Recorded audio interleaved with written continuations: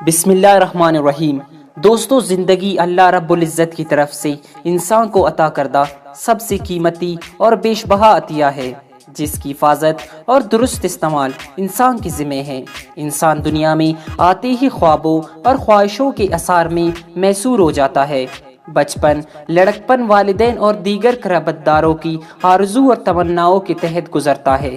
جوانی میں جب اس کی ذہنی اور جسمانی صلاحیتیں عروج پر ہوتی ہے، اس کو اپنے خواب بننے اور پھر انہیں پورا کرنے کی لگن اکساتی ہے۔ وہ ہر کامیابی عروج کو اپنے قدموں میں ڈیر کرنے کا خواہ ہوتا ہے۔ اس کی نظر آسمان پر اور قدم زمین پر ہوتے ہیں۔ اسے درمیانی فاصلے کو طے کرنے کی مچل رہتی ہے۔ جب عمر ذرا ڈلتی ہے اور وہ ذہنی پختگی کے دور میں داخل ہوتا ہے، تو اسے احساس ہوتا ہے کہ اب تک جن چیزوں اور مقاصد کے اصول میں وہ اپنی توانائیاں صرف کر رہا تھا، وہ تو صرف کچھ بھی نہیں تھا۔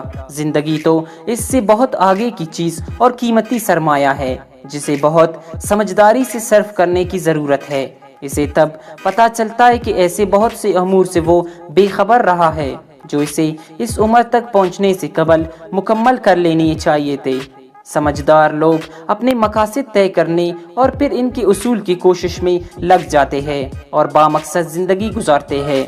دوستو، ماہرین کے خیال میں 50 سال کی عمر تک پہنچنے سے پہلے آپ کو اپنے زندگی کے مقاصد حاصل کر لینے چاہیے۔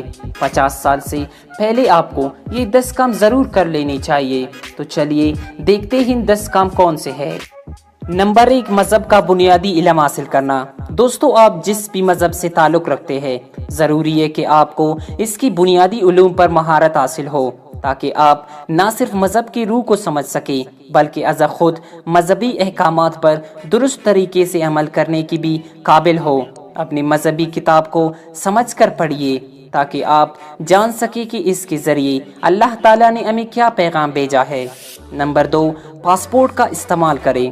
دوستو، ہم میں سے اکثر لوگ پاسپورٹ بنوا لیتے ہیں، لیکن مذہبی فریضے کی ادائیگی کے لیے جانے کے علاوہ ہم اس کا استعمال نہیں کرتے۔ حالانکہ سفر کو وسیلہ ظفر کہا جاتا ہے، اور سفر کرنے سے آپ بہت کچھ نیا سیکھتے ہیں۔ اس لیے اپنی پسند کے مقامات پر جانے کا لازمی منصوبہ بنائیں۔ اپنے گھر، شہر اور ملک سے باہر نکل کر آپ پر علم اور آگاہی کے نئے دور شروع ہوتے ہیں۔ نمبر 3، وصیت تحریر کریں۔ دوستو، ہم جانتے ہیں کہ دنیا عارضی ہے اور ایک نہ ایک دن ہمیں دنیا سے جانا ہوگا۔ اس حقیقت کو تسلیم کرتے ہوئے اپنے اثاثوں کی مناسب تقسیم کا تحریری فیصلہ کریں، تاکہ آپ کے جانے کے بعد آپ کے ورثاء کے درمیان ان کے حوالے سے کوئی بدنظمگی نہ ہو۔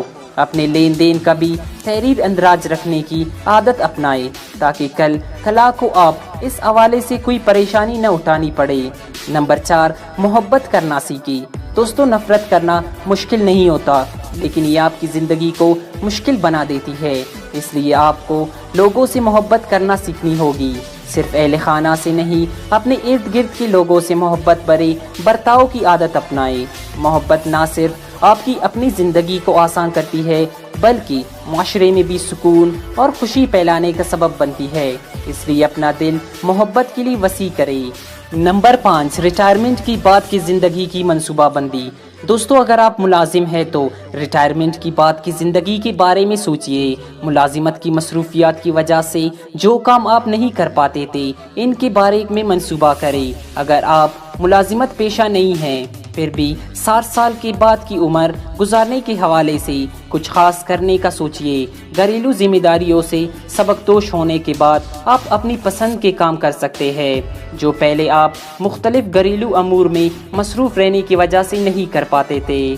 نمبر 6، پرانے تعلقات کو بحال کریں۔ دوستو، وہ لوگ جو آپ کی زندگی کے کسی حصے میں آپ کے ساتھ رہے اور گردش زمانہ کی وجہ سے آپ اور ان میں فاصلہ آ گئے ہیں، تو ان فاصلوں کو بانٹنے کی کوشش کریں۔ اپنے اسکول کے کلاس فیلوز، بچپن کے دوستوں کو ڈھونڈیے۔ آج کل سماجی رابطوں کے اتنے فارمز دستیاب ہے کہ بچھڑے ہوئے کو ڈھونڈنا کوئی مشکل امر نہیں ہے۔ ان رابطوں کو استعمال کرتے ہوئے اپنے پیاروں کی زندگی میں واپس لائے۔ بچپن کی دوستی بے غرضی ہوتی ہے، ان بے غرض تعلقات کو اپنی زندگی میں شامل کریں۔ نمبر 7، اپنی پسند کا کوئی ہنر سیکھیں۔ دوستو ہنرمند افراد کی ہر معاشرے میں ہمیشہ ضرورت ہوتی ہے، انہیں معاشرے میں قدر کی نگاہ سے دیکھا جاتا ہے۔ ہنر اعتماد میں اضافے کا بھی باعث بنتا ہے۔ کوئی نہ کوئی ہنر ضرور سیکھیے، چاہے وہ کھانا پکانے میں کوئی نئی تکنیک سیکھنی ہو، گاڑی چلانا سیکھنا ہو یا کوئی اور بھی کام جیسے آپ سیکھ سکتے ہیں۔